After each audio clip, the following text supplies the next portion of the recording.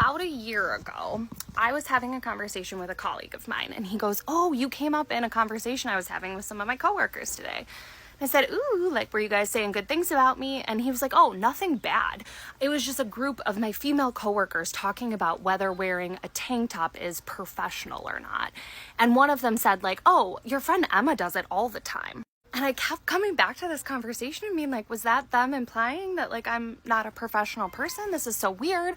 And I brought it up to my husband, and I was like, do I, like, wear tank tops an excessive amount in professional settings? And he was like, no, but you make content for LinkedIn when you're out on the trail, when you come up with ideas, or like after a yoga class, and you're probably wearing a tank top. And so they like associate that with your professional attire. And I think it was in that moment that I realized if I want to build a business with my husband and I want to build a personal brand that both feel authentic to who I am, then I have to stop caring about being perceived.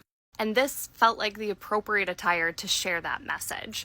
Most of my best ideas come to me when I am out on a walk or at a yoga class when the teacher says something that gets my brain going in a specific direction.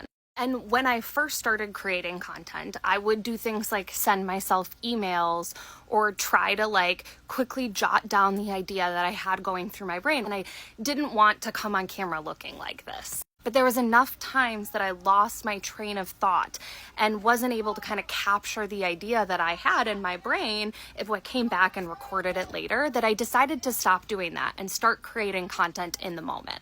And then to hear these people question my professionalism because I show my shoulders on the internet, I started to question that approach for a hot second.